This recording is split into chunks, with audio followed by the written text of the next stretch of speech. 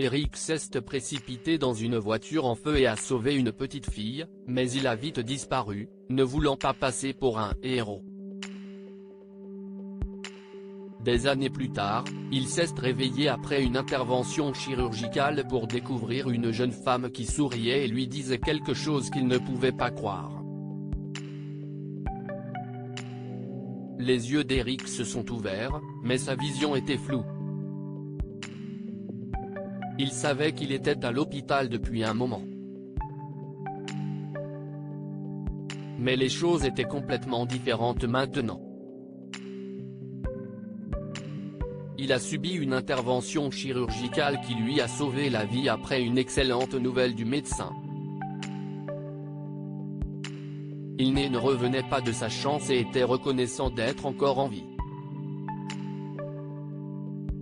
Mais lorsque ses yeux se sont ouverts, il s'attendait à voir sa femme ou sa fille adulte. Au lieu de cela, une jeune femme était assise à côté de lui. Ses cheveux blonds ont été la première chose qu'il a remarquée, mais ensuite il a vu son sourire et ses yeux brillants. Qui était-elle? Pourquoi lui souriait-elle? La connaissait-il? L'opération avait-elle provoqué une sorte d'amnésie?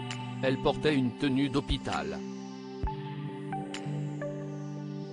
Partageait-elle la chambre avec lui? M. Brown, comment vous sentez-vous? A demandé la jeune femme, le sourire parfaitement en place. Un peu endolori, je crois, répondit Eric, et il fixa directement son visage. Je suis désolé, jeune femme. Qui êtes-vous? Eh bien. Si est une longue histoire, dit-elle, son sourire s'élargissant. Quoi? A-t-il demandé, perplexe. La jeune femme sourit mystérieusement. Il y a des années, commença-t-elle. Il y a 15 ans. Eric conduisait sur une autoroute lorsque les voitures devant lui ont freiné.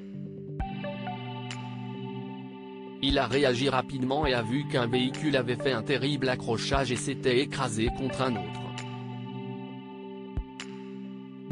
Il était en train d'attraper son téléphone portable lorsque des flammes ont éclaté, et quelque chose en lui a dit d'agir.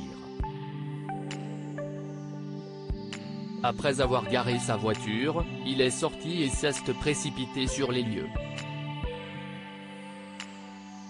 Les flammes se propagent très rapidement, et tout ce qu'il pouvait voir, c'était une petite fille qui tapait du poing sur la vitre latérale. Eric aurait dû attendre les premiers secours, quelqu'un aurait dû appeler le 911 à ce moment-là car la circulation était complètement arrêtée, mais il a enlevé sa chemise et a couru vers la voiture. Il a enveloppé son poing dans sa chemise et a frappé les vitres aussi fort qu'il le pouvait, les brisant après avoir utilisé toute la force dont il était capable. Il a nettoyé la vitre du mieux qu'il a pu et a sorti la fille. Elle était en mauvais état mais vivait et respirait rapidement à cause de la peur. Il l'a assise sur le bord de la route, loin de l'accident, et a attendu un moment avec elle. Très vite, des sirènes ont retenti en arrière-plan, et Eric s'est éloigné de la zone.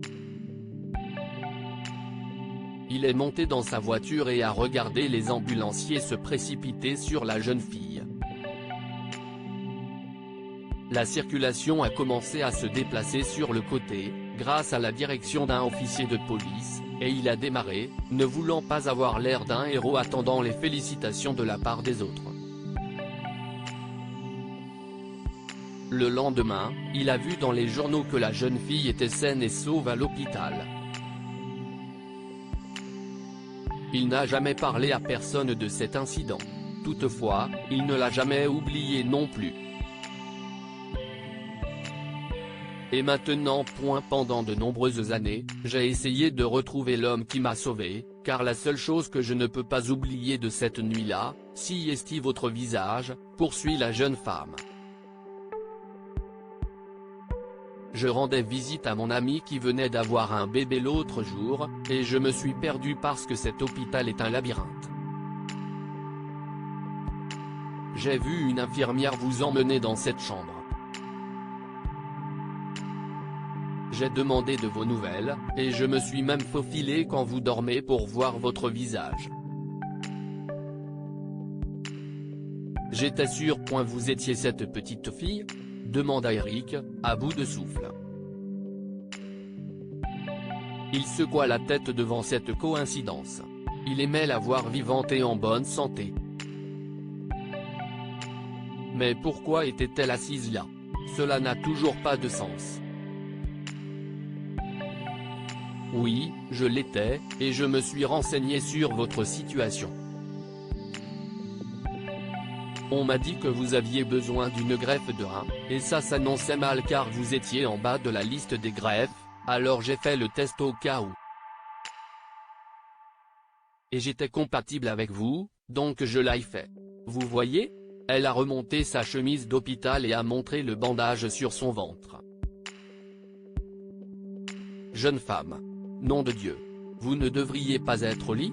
Déclare-t-il, inquiet pour sa santé et ébranlé par ce geste généreux.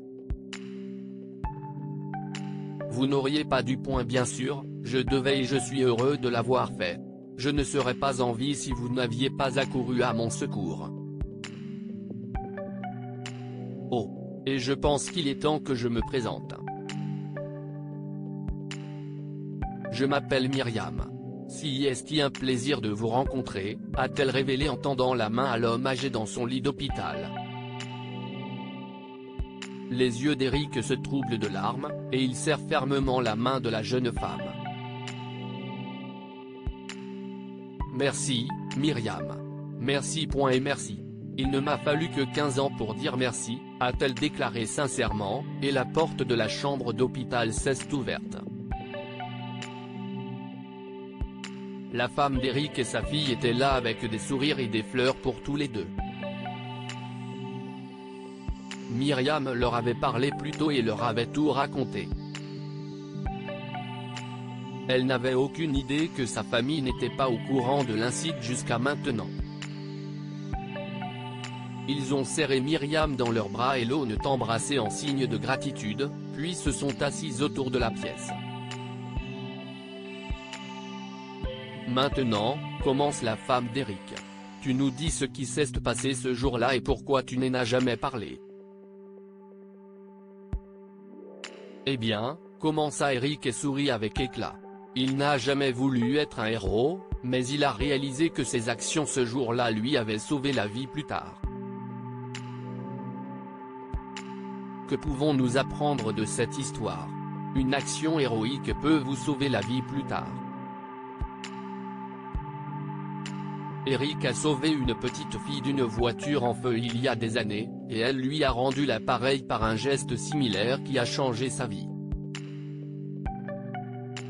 La vie a tellement de rebondissements que certaines choses semblent être destinées à se produire. La petite fille n'avait aucune idée de qui l'avait sauvée, mais elle était au bon endroit au bon moment quand il avait besoin de quelqu'un.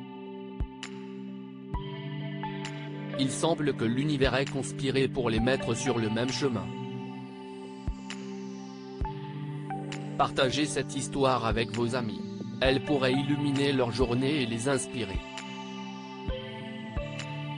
Si vous avez aimé cette histoire, vous aimerez peut-être celle d'un mari qui change drastiquement après un accident de voiture.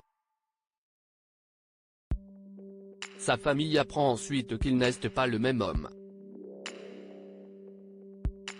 Abonnez-vous à Mon Mama sur Google News.